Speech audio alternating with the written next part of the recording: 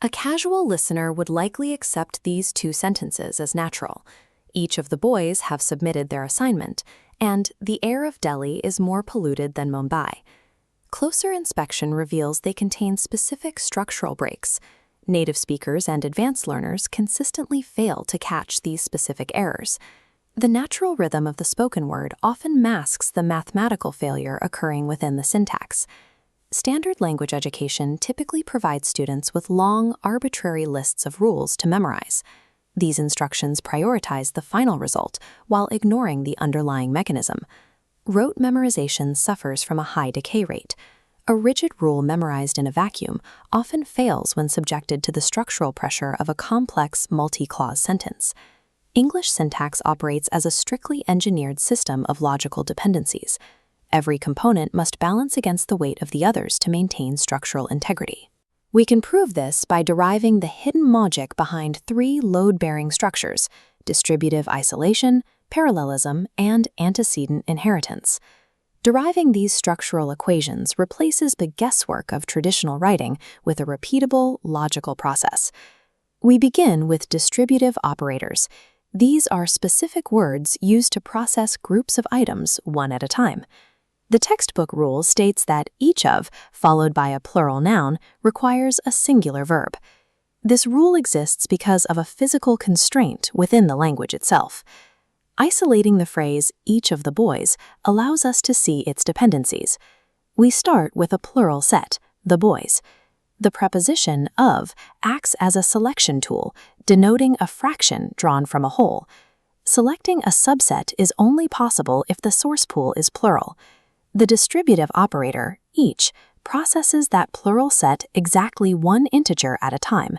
It pulls a single unit out of the pool to evaluate it independently. This isolated each functions as the true syntactic subject. Consequently, the original plural noun, the boys, loses its ability to dictate the verb. This singular extraction forces the downstream architecture to align. The verb adopts the singular has, and the subsequent pronoun follows as the singular his. This mechanism applies to neither and either as well. Neither of the options extracts 0 items from a set of 2. That extraction is processed as a singular metric. Relying on this underlying logic prevents errors even when multiple extra nouns are stacked between the subject and the verb. The distributive operator always isolates a single unit for processing. Distributive pronouns demand a singular downstream output due to the logical impossibility of selecting each from a singular source. Syntactic equilibrium is equally vital in comparative syntax. Consider our second example. The air of Delhi is more polluted than Mumbai. This sentence contains a categorical mismatch. We are attempting to weigh a meteorological variable directly against a geographical entity. Logic requires comparing air to air. While the air of Delhi is more polluted than the air of Mumbai is correct, repeating the exact noun results in redundant language. The demonstrative pronoun that solves this. In comparative grammar, that functions as an engineered proxy variable used to bridge this categorical gap without repetition. Inserting that of before Mumbai resolves the structural failure. The proxy variable balances the equation. Plural comparisons function identically. When comparing multiple items, such as the roads of 2 cities, the demonstrative pronoun shifts to those of. The roads of Delhi are wider than those of Mumbai. This parallelism mandate governs the comparison of abstract concepts, speeds, colors, and behaviors. It ensures that both sides of the comparison remain in the same class. Out-of-class comparisons represent a mathematical imbalance that collapses a sentence's architecture. The relative clause introduces the final and most complex structural dependency. Relative pronouns like who, which, and that function as empty vessels. They possess no inherent singular or plural value. These vessels acquire their value from the antecedent. The antecedent is the preceding noun that fills the relative pronoun with its specific grammatical properties. We can diagnose this with the following sentence. He is one of those who can sacrifice his life. To find the antecedent, we must look backward from the relative pronoun. Does who point back to the singular he or to the plural set those? Logical deduction provides the answer.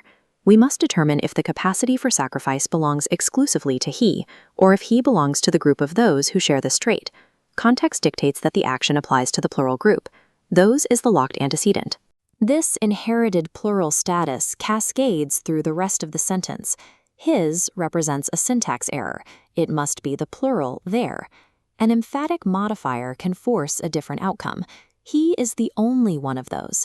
Emphatic modifiers override the standard logic. The only redirects the antecedent inheritance exclusively back to the singular subject, reverting the downstream pronoun to singular. A relative pronoun acts as a mirror. Correcting an agreement error requires tracking the reflection back to its true semantic source. English syntax is a clean, interconnected circuit board of dependencies. Syntactic derivation provides the flexibility needed for complex, real-time composition. It bypasses the limitations of rigid memorization. We have seen how distributive operators isolate a subject, how comparative weights maintain parallelism, and how antecedents dictate inherited properties. This framework allows advanced communicators to self-correct edge cases under pressure. It provides a reliable method for verifying accuracy in any linguistic environment. Identifying the structural equations within English makes the correct answer a matter of precise derivation.